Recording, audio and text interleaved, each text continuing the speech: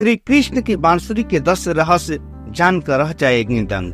ढोल, मृदंग, झांझ, मंजीरा, ढप, नगाड़ा, पाखवाज और एक तारा में सबसे प्रिय बांस निपित बांसुरी भगवान श्री कृष्ण को अति प्रिय है। इसे बंसी, वेणु, बंसिका और मुरली भी कहते हैं। बांसुरी से निकलने वाला स्वर मन मस्तिष्क को शांति प्रदान करता है। जिस घर में बांसुरी रखी जाती है वहाँ के लोगों में परस्पर मेल बना रहता है, साथ ही सुख समृद्धि भी बनी रहती है।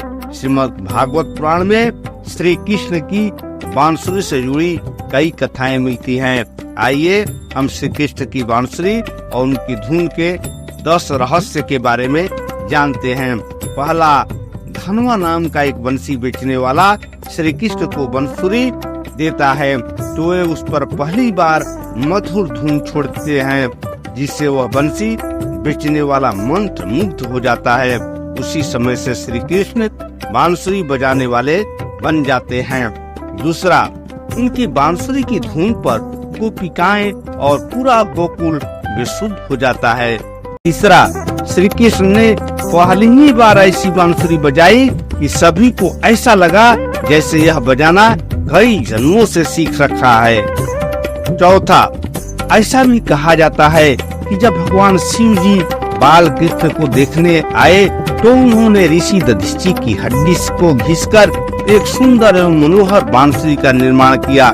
जब शिव जी भगवान श्री कृष्ण से मिलने गोकुल पहुँचे तो उन्होंने श्री कृष्ण को भेंट स्वरूप वह बंसी प्रदान की, उन्हें आशीर्वाद दिया। तभी से भगवान श्री कृष्ण उस बांसुरी को अपने पास रखते हैं। पांचवा, श्री कृष्ण जब राधा और गोपियों को छोड़कर जा रहे थे तब उस रात महारास हुआ और उसमें उन्होंने ऐसी बांसुरी बजाई थी कि सभी गोपिकाएं बेसुध हो गई थी। कहते हैं कि इसके बाद श्री कृष्ण ने राधा को वह बांसुरी भेंट कर दी थी और राधा ने भी निशानी के तौर पर उन्हें अपने आंगन में गिरा मोर पंख उनके सिर पर बांध दिया था। छठवा, बांसुरी के संबंध में एक धार्मिक मान्यता है कि जब बांसुरी को हाथ में लेकर हिलाया जाता है तो बुरी आत्माएं दूर हो जाती हैं और जब इसे बजाया जाता है तो घरों में शुभ चुंबकीय प्रवाह का प्रवेश होता है। सातवां, श्री कृष्ण की बांसुरी सुनकर गायें लौट आती थी। आठवां, राधा कुंड क्षेत्र श्री कृष्ण से पूर्व राक्षस अरिष्टासुर की नगरी अरिधवन थी। अरिष्टासुर से ब्रजवासी खासे तंग आ चुके थे, इस कारण श्री कृष्ण ने उसका वध कर दिया था। वध करने के बाद राधा जी ने बताया कि अपने गौ वंश के रूप में उसका वध किया है, अतः आपको गौ वंश हत्या का पाप लगेगा। यह सुनकर श्री कृष्ण ने अपनी बांसुरी से एक कुंड खोदा और उसमें स्नान किया।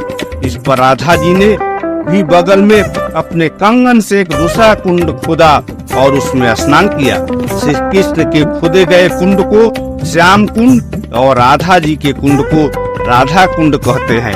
9वां, एक बार गोपियों ने श्री कृष्ण की बांसुरी से पूछा कि आखिर पिछले जन्म में तुमने ऐसा कौन सा पुण्य कार्य किया था जो तुम हमारे मुरली मनोहर को गुलाब की पंखुड़ी जैसे होठ पर स्पर्श करती रहती हो।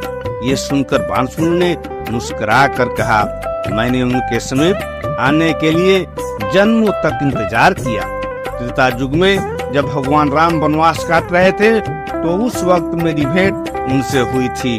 उनके आसपास बहुत से मनमोहक पुष्प और फल थे। उन पौधों की तुलना में मुझ में कोई विशेष गुण नहीं था, परंतु भगवान ने मुझे दूसरे पौधों की तरह ही महत्व दिया। उनके कोमल चरणों का स्पर्श पाकर मुझे प्रेम का अनुभव होता था। उन्होंने मेरी कठोरता की भी कोई परवाह नहीं की। जीवन में पहली बार मुझे किसी ने इतने प्रेम से स्वीकार किया था। यही कारण है कि मैंने आजीवन उनके साथ रहने की कामना की, परंतु उस काल में वो अपनी मर्यादा में बंधे हुए थे, इसलिए उन्होंने मुझे द्वापर युग में अपने साथ रहने का वचन दिया। इस प्रकार श्री राम ने अपना वचन निभाते हुए श्री कृष्ण रूप में मुझे अपने निकट रखा। 10वां, आखिरी समय में भगवान श्री कृष्ण उनके सामने आ गए। भगवान श्री कृष्ण ने राधा से कहा कि वे उनसे कुछ मांग ले, लेकिन राधा ने मना कर दिया। कृष्ण के द्वारा अनुरोध करने पर राधा ने कहा कि वे आखिरी बार उन्हें बांसुरी बजाते देखना और सुनना चाहती हैं। श्री कृष्ण ने बांसुरी और बेहद सुरीली धुन में बजाने लगे। श्री कृष्ण ने दिन रात बांसुरी बजाई। बांसुरी की धुन सुनते सुनते एक दिन राधा ने अपने शरीर का त्याग कर दिया। बोलिए श्री राधे राधे, राधे कृष्णा राधे कृष्णा राधे कृष्णा।